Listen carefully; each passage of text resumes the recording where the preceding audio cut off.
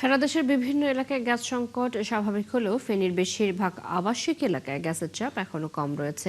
এতে রান্নাসহ দৈনন্দিন কাজে ভোগান্তি বাড়ছে। এ বিষয়ে বিস্তারিত জানাতে যুক্ত হচ্ছেন সহকর্মী নুরুজ্জামান সুমন। সুমন, গ্যাস সংকট কেন কমছে না এ বিষয়ে কিছু জানতে পেরেছেন কিনা, এছাড়া সমাধানের বিষয়ে ফিলিং স্টেশন সংশ্লিষ্টরা যারা রয়েছেন তারা কি বলছেন? চৈতি, শুভ সকাল। স্বস্তির খবর দিয়ে শুরু করছি যে ফেনীতে টানা যে 6 দিনের যে গ্যাস সংকট সেটি দূর হয়েছে। গতকাল বৃহস্পতিবার রাত 8টা থেকে ফেনীতে গ্যাস সরবরাহ স্বাভাবিক হয়েছে।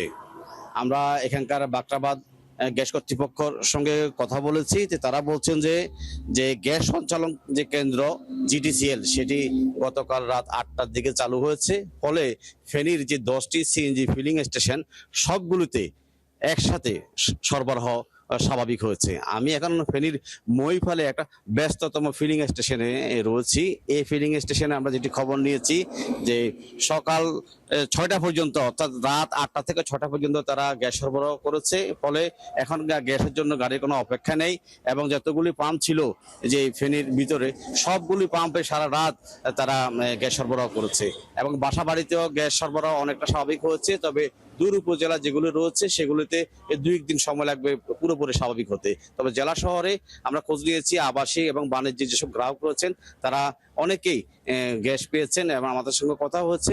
এখানকার গ্যাস কর্তৃপক্ষ বলছেন যে তাদের যে দৈনন্দিন যে চাহিদা সেটি হচ্ছে 30 মিলিয়ন ঘনফুট। সেক্ষেত্রে তারা 24 থেকে 25 মিলিয়ন ঘনফুট তারা গ্যাস পাচ্ছেন। অর্থাৎ তারা আশা করছেন যে এই 2-1 দিনের ভিতরে পুরোপুরি শতভাগ গ্যাস সরবরাহ শুরু হবে।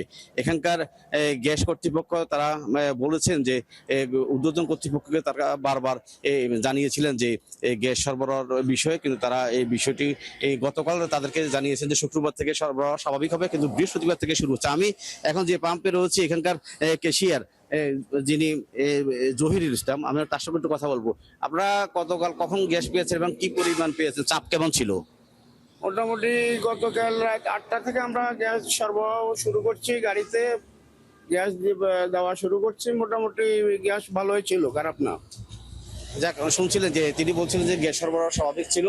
তো ফেনীতে এখন যে আমরা তথ্য পেয়েছি সারা জেলাতে গ্যাস সরবরাহ মোটামুটি স্বাভাবিক হয়েছে। কোথাও এখন পর্যন্ত এমন কোনো অভিযোগ পাওয়া যায়নি। এ ছিল ফেনী থেকে আমার কাছে গ্যাসটির সবচেয়ে তথ্য। সুমন, ধন্যবাদ আপনাকে, আপনি আছেন সেখানে।